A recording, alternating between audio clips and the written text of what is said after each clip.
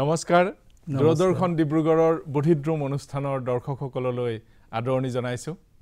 আমি আজি কথা পাতিব খুজিছো অসমৰ শিশু সাহিত্য ক্ষেত্ৰৰ এক বুদ্ধিবৃক্ষ স্বৰূপ বিশিষ্ট বিজ্ঞান লেখক বিজ্ঞান জনপ্ৰিয়কৰণ অভিযানৰ অসমৰ এগৰাকী প্ৰবীণ যোদ্ধা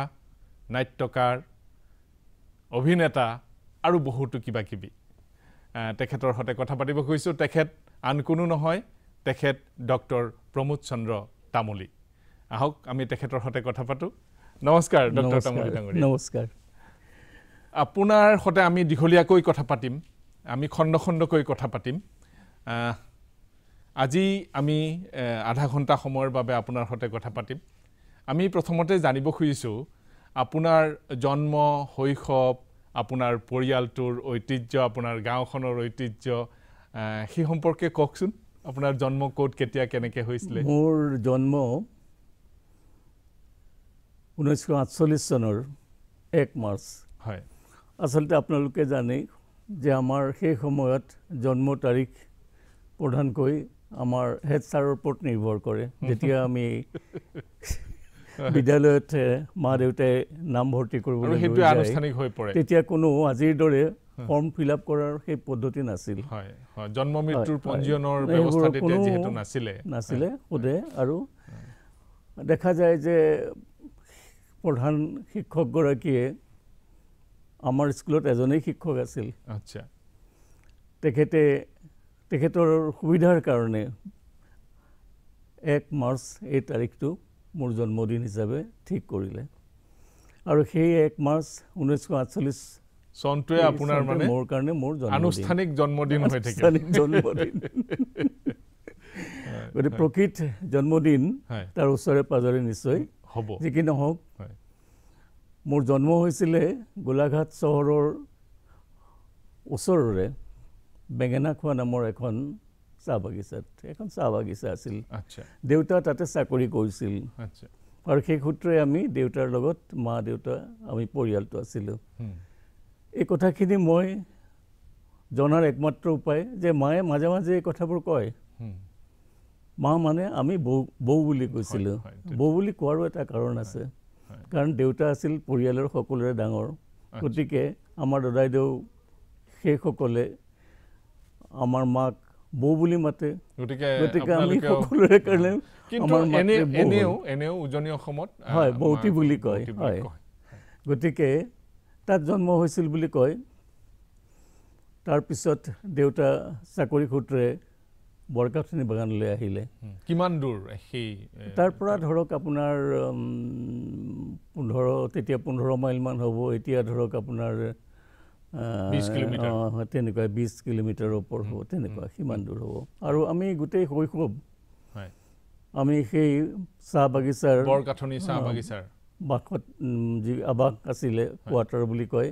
তাতে আমি ডাঙৰ দীঘল হ'লোঁ মোৰ আমি 5জন ভাতৃ আছিলে মোতকৈ এজন সৰু মোতকৈ 3জন ডাঙৰ আৰু দুগৰাকী বাইদেউ আছিলে তেওঁলোকৰ নাম কেইটা কৈ দিব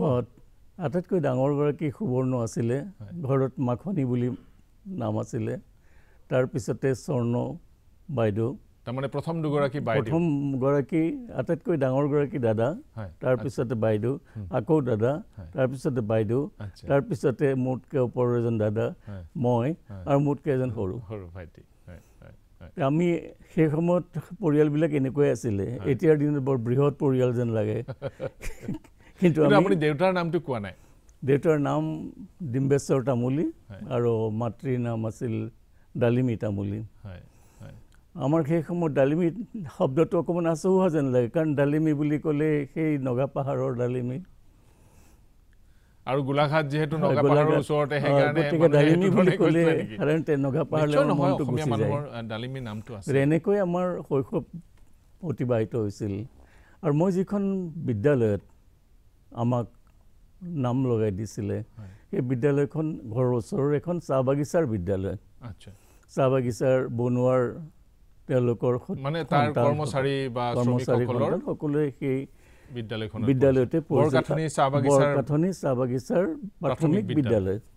আৰু সেই সময়ত বিদ্যালয়বিলাক বহুত দূৰে দূৰে আছিল আজিৰ দৰে 1.5 কিলোমিটাৰৰ ওচৰত তেনেকুৱা কোনো কথা নাছিল হয়তো এখন বিদ্যালয় আৰু পিছৰখন বিদ্যালয় আমাৰ প্ৰাথমিক বিদ্যালয় হয়তো 10 কিলোমিটাৰ দূৰত আছিল এনেকুৱা গতিকে আমাৰ বাগানৰ সকলোৱে সেই বিদ্যালয়তে পঢ়ি শুনি ডাঙৰ হৈছিল তেনেকৈয়ে আপুনি সেই যেতিয়া নেকি প্ৰাথমিক বিদ্যালয়ত পঢ়িছিলে বাগিচাত আছিলে সেই বাগিচাৰ জীৱনৰ সেই শৈশৱৰ কথাখিনি কিবা মনত আছেনে অলপ অলপ মনত আছে কওক না তেনেকুৱা কিবা কথা যদি আছে মই কৈছোঁ যে বিদ্যালয়ত বনুৱাসকলৰ ল'ৰা ছোৱালীও ছোৱালী নাছিল ল'ৰা পঢ়িছিলে আৰু সেই ল'ৰাবিলাক আমাৰ লগৰীয়া আছিল সিহঁতৰ লগত বিদ্যালয় স্কুল ছুটিৰ পাছত গধূলি সদায় ফুটবল খেলা হৈছিলে ফিল্ডত গতিকে সিহঁতে আমাৰ লগৰীয়া আছিলে আৰু সিহঁতৰ ভাষা সিহঁতৰ কথা সিহঁতৰ সংস্কৃতি আচলতে আমি সুন্দৰকৈ উপভোগ কৰিছিলোঁ আৰু নিজে মানে এক ধৰণে সংপৃক্তও হৈ গৈছিলে হয় হয় হয় হয় গতিকে তেওঁলোকেও আমাক সমানে আঁকোৱালি লৈছিল গতিকে এই পৰিৱেশ মই আৰু এটা লগতে মনত পৰিছে কথা ক'বলৈ এজন মানুহ আছিলে তেওঁৰ দেউতাক আছিলে বৈকুণ্ঠ আপোনাৰ আচলতে উৰিষ্যাৰ পৰা অহা বৈষ্ণৱ আৰু তেওঁৰ এজন সন্তান আছিল ডাঙৰ বিয়া বাৰু কৰিলে বহুত ডাঙৰ পিছত তেওঁলোকৰ সতি সন্ততি হোৱা নাছিল আৰু মোৰ সৰুতে মই বৰ ৰোগীয়া আছিলোঁ মানে যেতিয়া মোৰ জন্ম হৈছিল কথাবোৰ মায়ে কয় কাৰণ মই জনাৰ উপায় নাই কিন্তু মাজে মাজে কয় মানুহ দুনুহ আহিলেও চিনাকি দিলে বা কিবা কিবি সাধাৰণতে ঘৰতে এই কথাবোৰ মায়ে কয় জন্মৰ দুদিনলৈকে মই বোলে একো মই বোলে কন্দা নাছিলোঁ চকু ঢেল খোৱা বুলি কয় আৰু তেতিয়া মাত বোল নাই একো নাই খাৰ শিকতি নাই ধৰি লৈছিলে যে নাবাচিব ঠিক নাই তেতিয়া গোলাঘাট চহৰত এজন ডেকা চিকিৎসক আছিল তেখেতৰ নাম আছিলে ডাক্তৰ প্ৰমোদাভিৰাম দাস তেখেতে চিকিৎসাতে মই পুনৰ জন্ম ল'লোঁ 3 দিনৰ মূৰত মই চকু মেলিলোঁ খোৱা বোৱা কৰিবলৈ আৰম্ভ কৰিলোঁ আৰু সেই ডক্টৰজনৰ নামেৰেই মোৰ নাম হ'ল প্ৰমোদ এই কথাবিলাক বহুত পুৰণা কথা কেতিয়াবা কয় যেতিয়া আমি বৰকাঠনি বাগানলৈ গুচি আহিলোঁ সৌভাগ্যক্ৰমে সেই ডক্টৰজন ভিজিটিং ডক্টৰ হিচাপে আমাৰ বাগানলৈ সপ্তাহত এদিন আহিছিল গতিকে আহিলেই মোক চোৱাটো তেখেতৰ এটা নিয়ম হৈছিলে তেনেকৈয়ে সেই ডক্টৰজনৰ প্ৰতি মোৰ অন্তৰত এটা সাংঘাতিক শ্ৰদ্ধা আজিও আছে তেখেত এতিয়া নাই যাৰ কাৰণে মই এই দুনীয়া পৃথিৱীখন দেখা পালোঁ সেই ৰোগীয়া চেহেৰাৰ তেনেই আকৃতিত সৰু আছিলোঁ নিশ্চয় সেইকাৰণে ঘৰত মায়ে নাম দিছিলে অকণ অকণমান আৰু তাৰপিছতে সেই অকণ মায়ে মাতে দেউতাই বেলেগ এটা নাম অকয় বুলি নাম এটা ক'লে মোতকৈ ডাঙৰজনে অকয় বুলি কয় তাতকৈ বাইদেউ দুইগৰাকী আৰু ডাঙৰ দুজনে তনু বুলি কয় আচ্ছা বিভিন্ন নামে থাকেই চাগে গাঁৱত থাকে হয় আৰু সেই তনু নামটোৱে মই জনাজাত হয় হয় মোৰ লগৰ সকলো তেতিয়াৰ খেলা ধূলা কৰা যিকোনো ক্ষেত্ৰতে এই নামেৰে মই পৰিচয় এই হ'ল মোৰ শৈশৱৰ কথা কিন্তু এটা কথা মই এইখিনিতে আপোনাৰ পৰা জানি ল'ব খুজিছোঁ দেই আপুনি কৈছে যে আপুনি বাগিচাৰ বিদ্যালয়ত পঢ়িছিলে আৰু সেই বাগিচাৰ বিদ্যালয়ত বাগিচাৰ শ্ৰমিকসকলৰ পুত্ৰসকল আহিছিলে ল'ৰাবোৰ আহিছিলে কিন্তু ছোৱালীবোৰ অহা নাছিলে কিয় ছোৱালীবিলাক অহা নাছিলে সেই সময়ত ছোৱালী তেওঁলোকৰ অলপ বয়স হ'লেই তেওঁলোকে সাধাৰণতে ঘৰৰ বাহিৰলৈ যোৱা বাধা আছিলে বা হ'লেও তেওঁলোকৰ লগৰ পৰিয়ালৰ লগত খৰি লুৰিবলৈ যায় বাগানলৈ যায় বাগিচাতটো কাম কৰে কিন্তু বিদ্যালয়লৈ আহিবলৈ নিদিয়ে আৰু এটা ডাঙৰ কথা আছিলে যিগৰাকী সাধাৰণতে ডাঙৰ যদি ছোৱালী হয় তেতিয়া সৰু ভায়েক ভনীয়েক যদি থাকে সিহঁতক ঘৰত চাবৰ কাৰণে মাক দেউতাক কামলৈ যোৱাৰ পাছত ল'ৰা ছোৱালী চাবৰ কাৰণে আছে ছোৱালীখিনি ঘৰত আছিলে মই ভাবোঁ আৰু খোৱা বোৱা গোটেই বস্তু ল'ৰা ছোৱালী ভাই ভনীৰ কাৰণে সেই ছোৱালীগৰাকী তদাৰক কৰিছিলে আৰু ল'ৰা হ'লে সেই সময়ত আমাৰ বাগানৰ পৰিৱেশটো খুব ধুনীয়া আছিলে আপুনি তাৰে বৰকাথনি প্ৰাথমিক বিদ্যালয়ত আপুনি কিমান মানে কোন শ্ৰেণীলৈকে মই তৃতীয় মানলৈকে পঢ়িলোঁ সম্পূৰ্ণ কৰিলে তাৰপিছত ক'ত পঢ়িলে তাৰপিছতে মই 57 চন তেতিয়া আমাৰ পৰা 3 মাইলমান দূৰৈত এখন হাইস্কুল আছিল ঢেকিয়াল 9 বছৰ বয়স আপোনাৰ হয় 9 বছৰ 8 বছৰ এনেকুৱা তাত নাম লগাই দিলোঁ নাম লগালে সেইখনেই একমাত্ৰ হাইস্কুল তাত আমাতকৈ ডাঙৰজন পঢ়িছিলে মোৰ দাদা পঢ়িছিলে আমি ককাইদেউ বুলি কওঁ তাৰপিছত বাইদেউ দুইগৰাকী পঢ়িছিলে মোতকৈ ওপৰজনো পঢ়িছিলে ময়ো পঢ়িলোঁ তাত আৰু মই পঢ়াৰ 2 বছৰ আমাৰ বয়সৰ পাৰ্থক্যটো 2 বছৰ আছিল কিন্তু আপুনি 9 বছৰ বয়সত তৃতীয় শ্ৰেণী পাছ কৰিছে তাৰ অকণটা মানে ডাঙৰেই আছিলে মগজুটো লগৰ ল'ৰাৰ লগত যাওঁ আৰু তেতিয়া উপায় নাই শিলগুটি দিয়া ৰাস্তা চাইকেল বুলিবলৈ খুব ধনৱানজনৰ চাইকেল আছিল গাঁৱত এজনেই মানুহ আছিল তাৰ চাইকেল আছিলে ৰেলী চাইকেল খুব সুন্দৰকৈ আমাৰ আগেদি চাইকেল চলাই তেওঁ স্কুললৈ যেতিয়া যায় তেওঁ শিক্ষক আছিলে তেখেত অন্য এখন বিদ্যালয়ৰ শিক্ষক আছিলে খুব ধুনীয়া মানে গহীন গম্ভীৰকৈ যায় আৰু আপোনালোকৰ মানে প্ৰাথমিক বিদ্যালয়খনৰ শিক্ষকজনৰ নামটো কি আছিলে মনত আছে তেখেতৰ নাম আছিল পুনৰাম বৰা হয় তেওঁই একমাত্ৰ শিক্ষক আছিল আৰু তেতিয়া একমাত্ৰ শিক্ষক সাধাৰণতে পাবলৈ আৰু আচৰিত কথা সেই শিক্ষকজনৰ যদি আমি শিক্ষাগত অৰ্হতা বুলি ভাবোঁ তেওঁ আচলতে বাগানত এটা চাকৰি অফিচত তেওঁক মানে স্কুলখন চাবলৈ দিয়ে তেওঁ আগবেলা স্কুলখনত পঢ়ুৱায় গতিকে তেওঁ আচলতে চৰকাৰী শিক্ষক বাগিচাৰ কৰ্মচাৰী সেইখন বাগিচাৰ স্কুল বাগিচাই চলাই তাৰে এজন কৰ্মচাৰীক স্কুলখন আগবেলা চাবলৈ দিয়ে আৰু আমি তেতিয়া লোকেল টাইম আছিলে লোকেল টাইম 7টা বজাত আমি স্কুল পাবগৈ লাগে তাৰমানে আজিকালি সময়মতেই হ'ব বাগিচাৰ সময়তে ঘণ্টা একে স্কুলৰ বেলেগ ঘণ্টা নাই আৰু তাৰপিছতে আমি 12টা তাৰমানে 11টা এঘণ্টা আগবঢ়া লোকেল টাইম 11টাত আমাৰ স্কুল ছুটি হয় আগবেলা সেই শিক্ষকজনে পঢ়ুৱায় তেখেতৰ শিক্ষাগত অৰ্হতা মানে পিছত আমি যেতিয়া কয় তাৰ পৰা গম পাইছোঁ কিন্তু আমি শিক্ষক হিচাপে সদায় শিক্ষাগুৰু মাত্ৰ 5ম শ্ৰেণীলৈ পঢ়িছিল কিন্তু আপোনালোকক খুব সুন্দৰকৈ পঢ়াব পাৰিছিলেনে আৰু তেওঁ তেতিয়া ব্ৰিটিছ সকল বাগানৰ মেনেজাৰ আছিল গতিকে তেওঁলোকৰ লগত কাম কৰিব লাগে মানে ভাৰত স্বাধীন হৈছে যদিও বাগিচাত মানে বাগিচাত আছে বহুত দিনলৈকে বাগিচাত ব্ৰিটিছ মেনেজাৰ আছিল লাহে গ'লগৈ তাৰপিছত আপুনি হাইস্কুললৈ গ'ল তাৰপিছতে মই হাইস্কুলত নাম লগাই দিলে তেতিয়া ওচৰৰ গাঁওবিলাকৰ ল'ৰা ছোৱালীবিলাকেও যায় সেইখন স্কুললৈ সেইখন ঢেকিয়ালত ঢেকিয়াল আপুনি ডক্টৰ নগেন শইকীয়া ছাৰ তেখেতৰ নাম ক'লে আপুনি ঢেকিয়ালৰ নাম পৰিচয় এটা আৰু তেখেতৰ লগত আমাৰ দাদা একেলগে পঢ়িছিলে, বাইদেউ একেলগে, বাইদেউ আৰু দাদা দুইজন ওপৰৰ একেলগে পঢ়িছিলে একে ক্লাছতে ঢেকিয়াল হাইস্কুলত। ঢেকিয়াল। যেতিয়া মই সোমালোঁ তেতিয়া দাদা আৰু বাইদেউ মেট্ৰিক পাছ কৰি তেওঁলোক গুৱাহাটীত পঢ়িবলৈ গ'ল। গতিকে মোৰ আগতে ফিজটো মাফ আছিল। আচ্ছা। কাৰণ 3জনৰ ওপৰত যদি হয় 3জন হ'লে পিছৰজনৰ ফিজ মাফ হয় নেকি? হয়। আচ্ছা। আৰু ফিজ মানে এটকা যিমানেই নহওক, কিন্তু 3জন যদি থাকে একে ঘৰৰ তৃতীয় গৰাকীৰ ফিজ মাফ। গতিকে আমাৰ পিছৰখিনি ফিজ মাফ। আচ্ছা।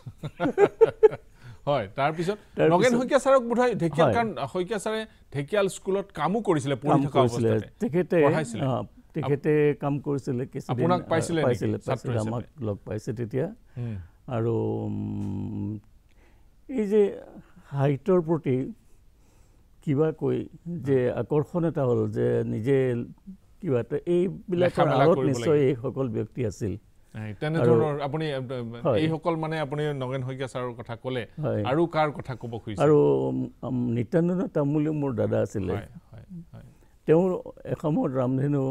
নীলাচল, যেতিয়া হোমেন বৰগোহাঁই ছাৰ নীলাচল বাতৰি কাকতত কাম কৰিছিল তেতিয়া দাদা তাৰে আছিলে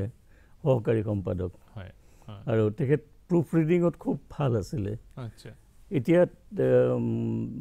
পিছত তেওঁ গুৱাহাটী বিশ্ববিদ্যালয়ৰ পাঠ্যপুথি নিগম তেওঁলোকৰ তাত চাকৰি কৰিছিলে ভৱেন শইকীয়া ছাৰৰ লগত। আৰু ভৱেন শইকীয়া ছাৰ ৰিটায়াৰ হোৱাৰ পিছত তেওঁ তাৰে ছেক্ৰেটাৰী হৈছিলে, সচিব হৈছিলে। গতিকে আৰু তাত যিসকল শিক্ষক আছিলে তাৰে মাজত 2-এগৰাকী শিক্ষক কওকচোন মানে এই সাহিত্যৰ অনুৰাগী আছিল। মই আৰু এটা কথা মনত পৰে যে যেতিয়া মই তাত পঢ়ি আছিলোঁ, আমি ক্লাছ 6ত পঢ়ি আছিলোঁ, সেই সময়ত আমাৰ বিদ্যালয়খনত হাতে লিখা আলোচনীৰ প্ৰতিটো শ্ৰেণীতে, প্ৰতিটো শাখাতে এইটো এটা পৰম্পৰা আছিল যে আমাৰ ছাত্ৰ ছাত্ৰীসকলে 7ম মানৰ পৰা তেওঁলোকে হাতে লিখা আলোচনী উলিয়াব লাগে। যেতিয়া মই 6ম মানত পঢ়িলোঁ তেতিয়া ভাবিলোঁ যে আমি 6ম শ্ৰেণীৰ ছাত্ৰসকল কিয় নোৱাৰিম। ছাৰক ক'লোঁ, ক্লাছ টিচাৰক। তেতিয়া সেই হাতে লিখা আলোচনীখনৰ নাম আলোক আছিল। আলোক আছিল, হয়, আলোক আছিল। নাম ঠিক কৰিলোঁ। আমাৰ ওপৰৰ ক্লাছ 7ৰ খনৰ নাম আছিল উদয়। আচ্ছা। 6ষ্ঠ মানৰখন আছিলে আলোক। আলোক, হয়। গতিকে তেনেকুৱা ধৰণৰ চিন্তা মগজলৈ আহে যে আমাৰ নাম কি হ'ব, আমাৰ আলোচনীখনৰ নাম কি হ'ব। বহুত অভিধান মানে ছাত্ৰ ছাত্ৰীসকলক সৃষ্টিশীলতা শিকোৱাৰ এটা কুচকাৱাজ বা তেনেধৰণৰ অনুশীলন চলি থাকে। মানে প্ৰৱেশৰ দুৱাৰ এখন পাৰি নেকি মুকলি কৰি সেইবোৰ শিক্ষকসকলেই ঠিক কৰি দিয়ে। শিক্ষকসকলে ঠিক কৰে। শিক্ষকসকল তেতিয়া উপদেষ্টা হিচাপে থাকে। আমি যেতিয়া প্ৰস্তাৱটো দিলোঁ তেতিয়া তেখেতসকলে আমাক ক'লে এই প্ৰথম আমাৰ স্কুলত 6ষ্ঠমান শ্ৰেণীৰ হাতে লিখা আলোচনী আৰম্ভ হৈছিল।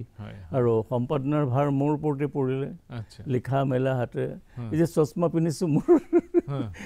সম্ভৱতঃ মোৰ সেই ক্লাছ 8ত মই চশমা ল'ব লগা হ'ল। তাৰমানে ৰাতি আপোনাৰ হাতে লিখা আলোচনী কাম কৰোঁতে কৰোঁতে লেমৰ পোহৰত, ৰ'দ গৰমৰ দিনত লেমৰ ওচৰৰ পৰাই লিখিব লাগে। সেই তেনেকুৱা দিন কিছুমান পাৰ হৈ গ'ল। আমাৰ মানে কষ্ট আমি নহয়, কষ্ট বুলি ভবা নাছিলোঁ, কোনেও ভবা নাছিলে। স্কুলত আৰু কেনেধৰণৰ লেখা মেলাৰ কাম কৰিছিলে আপুনি? স্কুলৰ আচলতে মই যিহেতু শাৰীৰিকভাৱে মই অলপ দুৰ্বল আছিলোঁ, মই বিদ্যালয়লৈ যোৱাৰ আগতে মই নামভৰ্তি কৰাৰ পাছতে মই কাঢ়িলোঁ এবছৰ। আচ্ছা। অনবৰত কাঢ়িয়ে থাকোঁ ঘৰত। আৰু তেতিয়া মানে লিকটীয়া কাহ, হুপিং কাহ বুলি কয়। আৰু কাহটো এনেকুৱা যে কোনো দৰৱে কাম নকৰে। আৰু মই বাহিৰত বহি কাপোৰ এখন লৈ থাকোঁ, দিন নাই, ঠাণ্ডা নাই, গৰম নাই, এনেকুৱা। এবছৰ মোৰ স্কুললৈ যোৱা হোৱা নাই। আচ্ছা। তাৰপিছত কি হ'ল মই নাজানো, আৰু হয়তো মোক খৰচ নাম লগাই দিলে ইত্যাদি। গতিকে সেইকাৰণে মই খেলা ধূলাত সেই দিশটো মোৰ অলপ কেতিয়াও হোৱা নাছিলে, কম আছিল। হয়, অকল মই ফুটবল খেলোঁ। আৰু তাৰ সৰু ল'ৰা ছোৱালী যেতিয়া সৰু বয়স আছিল আৰু তেতিয়া জানে আৰু লুকা ভাকু খেলা, সেইটো আৰু খেলৰ ভিতৰতে পৰিছিল তেতিয়া। গতিকে সেই খেলা ধূলাৰ পৰা মোৰ বিশেষ হেৰি নাছিল। কিন্তু মই বেডমিণ্টন খেলিছিলোঁ, বেডমিণ্টন ঠিকেই খেলিছিলোঁ। আৰু তেনেকুৱা সৰু লেখা মেলাবোৰ কেনেধৰণে আপুনি তেতিয়া সেই যে সৃষ্টিশীল আপোনালোকে মানে আলোচনী কৰিলে হাতে লেখা আলোচনী কৰিলে তাত বিভিন্ন লেখাৰ প্ৰয়োজন হ'ল আপোনালোকে আপুনি পিছৰ সময়খিনিত আপুনি যে তেনেকৈ বিভিন্ন ধৰণৰ লেখাবোৰ লৈ আপুনি সমাজত আপুনি এটা ধৰণৰ স্বীকৃতি পালে সেই অনুশীলনবোৰ তেতিয়াই কৰিছিলে নেকি কেনে ধৰণৰ লেখাবোৰ কি হৈছিলে ঘৰত এটা পৰিৱেশ আছিল দেউতা বাগানত কাম কৰিছিলে কিন্তু প্ৰতি সপ্তাহতে আমাৰ ঘৰলৈ ইলাষ্ট্ৰেটেড উইকলি নামৰ সেই আলোচনীখন আহিছিল আৰু অসমবাণীখন গৈছিল তেতিয়া অসমবাণী ওলাইছে আৰু আমি পঢ়িব পৰা হওঁতে ইলাষ্ট্ৰেটেড উইকলি প্ৰতি সপ্তাহতে আমি চাবলৈ পাওঁ ধুনীয়া ধুনীয়া ছবি আৰু সৰু সৰু বাতৰি দুই এটা খুশবন্ত সিঙৰ তেতিয়াও আছিলে আৰু সেই লেখনিবিলাক পঢ়িবতো নোৱাৰোঁ চাব পাৰোঁ চাই কিবা কিবি যেতিয়া ABCD বুজি পাওঁ আৰু দেউতাই খুব মনোযোগেৰে পঢ়ি থকা দেখি বাগানৰ পৰা আহি গধূলি যেতিয়া লেমৰ পোহৰত পঢ়ি থাকে এইবিলাকে আমাক এটা আকৰ্ষণ কৰিছিল যে নিশ্চয় তাত পঢ়িবলগীয়া কিবা আছে ডাঙৰ হোৱাৰ পিছতো যেতিয়া ABCD পঢ়িলোঁ আখৰ জোটাই শব্দ পঢ়িলোঁ তাত এটা এডভাৰটাইজ ওলাইছিলে সদায় ব্ৰিটিছ ইনষ্টিটিউট বুলি এটা ফুল পেজ এডভাৰটাইজ ওলাই তাত মানে ব্ৰিটিছ ইনষ্টিটিউট নামৰ এটা কৰেছপণ্ডেঞ্চ কোৰ্চৰ এটা অনুষ্ঠান আছিলে এতিয়া বুজি পাওঁ আৰু তেতিয়া মই বুজা নাছিলে বহুত কোৰ্চৰ নাম লেখা আছিলে বহুত বিষয় জাৰ্নেলিজিমো আছিল আমুক তামুক কিন্তু এটা বিষয়ে মোক সদায় আকৰ্ষণ কৰে মই পঢ়ি পঢ়ি গৈ তাতে ৰৈ যাওঁ এইটো হ'ল যে পেট্ৰলিয়াম টেকন'লজি মোক খুব মানে পঢ়িবলৈ মন তেতিয়া ডিগবৈ ৰিফাইনাৰী ইত্যাদি ইত্যাদি কথাবিলাক হৈ আছে আৰু সেই সময়তে ডিগবৈ ৰিফাইনাৰীয়ে এখন মানে পুস্তিকা উলিয়াইছিলে তেলৰ ইতিহাস বুলি সেইখনৰ এটা কপি কিবা কিবিকে লিখি আৰু ডাকত পঠিয়ালে তেওঁলোকে এটা কপি পঠিয়াই দিলে আৰু তেতিয়া সেই তেনেকুৱা আৰু গতিকে এইবিলাক মানে এনেকুৱা এটা আকৰ্ষণ ভিতৰত আছিল যে কথা জনাৰ কিবা কিতাপ পঢ়িবলৈ একো নাছিলে সকলো কিতাপ মগাবই লাগে আৰু আমাৰ সৰু এটা লাইব্ৰেৰী আছিলে ঘৰতে পুথিভঁৰাল বুলি তেতিয়া কনচেপ্ট নাছিলে এটা আলমাৰী আছিলে তাতে আমাৰ কিছুমান অসমীয়া কিতাপ আছিল আপুনি যে ক'লে অসমবাণী তেতিয়া আপোনালোকৰ ঘৰলৈ আহে সেইবোৰ দেউতাই নিশ্চয় লৈছিলে বা দাদাই লৈছিলে দেউতাই আনে বা গোলাঘাটৰ পৰা এজন সদায় পিয়ন যায় গোলাঘাটলৈ গোলাঘাটী ডাকঘৰটো শেষ ডাকঘৰ তাৰমানে 8 মাইল দূৰৰ এটা ডাকঘৰ বাগিচাৰ যিমানবোৰ চিঠি পত্ৰ পিয়নজনে চাইকেল মাৰি যায় ডাঙৰ আগৰ বেগ থকা চাইকেল চলাই ৰাতিপুৱা যায় তেওঁৰ দায়িত্ব সেইটোৱে চাকৰি সেইটো আৰু গৈ তাত ডাকঘৰত খবৰ লয় আৰু তাত থকা চিঠিখিনি লৈ আহে কিতাপ মানে আলোচনীৰ দোকান তাত আলোচনী বুলি নহয় বাতৰি কাগজৰ এখন দোকান তাত লয় তেওঁৰ কাম সেইটোৱে আৰু গতিকে সেই মানুহজনে যাৰ যাৰ বাগানত বস্তু লাগে দৰৱ পাতিৰ পৰা আৰম্ভ কৰি তেওঁ আহি যোগান ধৰে আৰু তেওঁৰ জৰিয়তে আমাৰ ঘৰলৈ ইলাষ্ট্ৰেটেড উইকলি আৰু অসমবাণী আহিছিল অসমবাণীত আপুনি লিখিছিলে নেকি তেতিয়া অসমবাণীত মোৰ সৰুতে লেখা মনত আছে কবিতা কি লিখিলোঁ পাহৰি গ'লোঁ এটা কিন্তু আচৰিত কাণ্ড হৈছিল কওকচোন বাতৰি তাতে পঢ়িলোঁ যে অল আছাম সদৌ অসম কবিতা প্ৰতিযোগিতা ছাত্ৰ ছাত্ৰীসকলৰ মাজত তেতিয়া আৰু লেখা মেলাৰ আলোচনী হাতে লিখা আলোচনী লিখিলোঁ ওলালে এনেকুৱা তেতিয়া এটা কবিতা লিখিলোঁ ডাঙৰ তেতিয়া নিজকে আৰু ধৰক অনুসৰণহে কৰোঁ ডাঙৰ কবিসকলক অনুসৰণ কৰোঁ দীঘলীয়া কবিতা লিখিলোঁ নাম আছিল মানচিত্ৰ তাৰমানে গোটেই পৃথিৱীখন মই কবিতাটোত আনিবলৈ বিচাৰিছিলোঁ পৃথিৱীখনক সেইকাৰণে নাম দিলোঁ মানচিত্ৰ বহুত দিনৰ পাছত ৰিজাল্ট ওলাল মই প্ৰথম হ'লোঁ কবিতাটোত কিন্তু পুৰস্কাৰ নাহিল পুৰস্কাৰটো মোৰ সেইটোৱে এটা ডাঙৰ পুৰস্কাৰ যে মই প্ৰথম হ'লোঁ সেই প্ৰমোদ চন্দ্ৰ তামুলী মানে প্ৰথম পুৰস্কাৰ মই প্ৰমোদ তামুলী হয় প্ৰমোদ তামুলী প্ৰমোদ চন্দ্ৰ থাকে আৰু মাজতে চন্দ্ৰটো উঠাই দিছিলে এনেকৈ মোৰ সাহিত্য চৰ্চা হৈছিলে সৰুতে আৰু এই যে হাতে লিখা আলোচনীখনৰ কথা ক'লোঁ আলোক বেছিভাগেই ময়ে লিখিব লগা হ'ল আৰু অনুপ্ৰেৰণা আছিলে তেতিয়া প্ৰথম দ্বিতীয় তৃতীয় এই কেইটামান সংখ্যা আবাহনৰ পুৰণা পুৰণা আবাহনৰ মই ক্লাছ 4ত সোমাওঁতে দাদা আৰু বাইদেউ গুৱাহাটীলৈ পঢ়িবলৈ গ'ল আহোঁতে মানে বন্ধত আহে তেতিয়া মানে পুৰণা ঠেলা ওলাই মানে কাগজ ওলাই সেই পুৰণা আবাহনৰ কপি কাগজ তাত বিচাৰি ফুৰোঁতে তাত তেনেকুৱা কাগজ বিক্ৰী কৰা মানুহৰ হাতত সেই কপিকেইটা দাদাই পালে পাই কিনি লৈ আনিলে আনি সেই ঘৰত থ'লে আৰু সেইখনেই আছিলে মোৰ আবাহনেই আছিলে মোৰ আচলতে বেদ আৰু মোৰ কাৰণে মানে পথ প্ৰদৰ্শকৰ বাৰে বাৰে পঢ়োঁ পুৰণা তেতিয়াৰ দিনৰ কথাবিলাক অলপ সহজ সৰল আছিল একদম মানে বেটুপাত নাই বান্ধি থোৱা আছে পুৰণা কাগজ সেইখন প্ৰায়ে লুটিয়াওঁ আৰু সেইখনেই সম্ভৱ মোক লেখা মেলা চিন্তা চৰ্চাত তেতিয়া দীপকখন পাইছিলে নাই আপোনাৰ দীপক বহুত বছৰৰ পিছত আহিছিলে হয় দীপকখন আমাৰ কাৰণে মোৰ মানে অতি বাট চাই ৰওঁ আমি আলোচনীখন অহালে আৰু গৌৰীকান্ত তালুকদাৰ ককা তেখেত সম্পাদক আছিলে প্ৰথমতে ঘড়ীৰ এডভাৰটাইজ এনেকুৱা আৰু চেহেৰাবোৰ ধুনীয়াকৈ এতিয়াও মনত আছে এতিয়াও কপিবিলাক আছে সেই তাতেই মোৰ দুজনমান অৰুণাচলৰ বন্ধু হৈছিলে তাগাং তাকি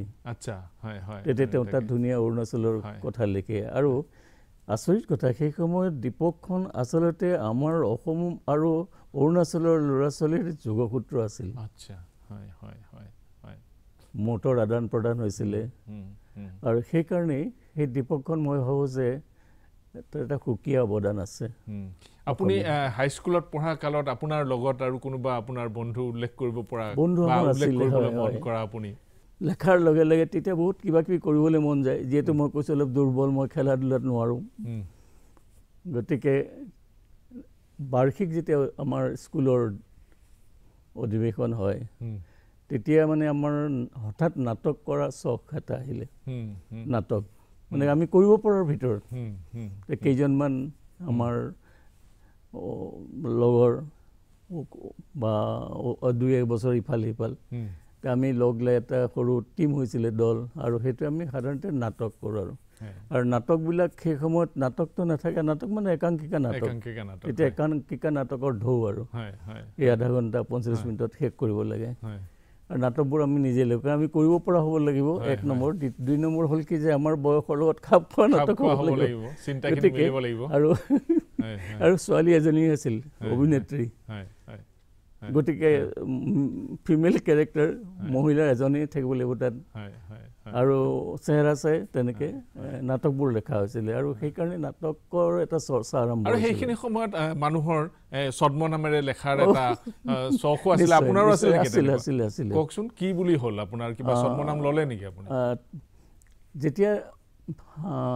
লাহে লাহে মানে আৰম্ভণিটো কেনেকৈ হ'ল মই নিজে নাজানো কিন্তু এনেকুৱা হ'ল প্ৰথম কথা হ'ল যে 10মান শ্ৰেণীত মোৰ যতদূৰ মনত আছে তেতিয়া ছায়েন্স ফিকশ্যন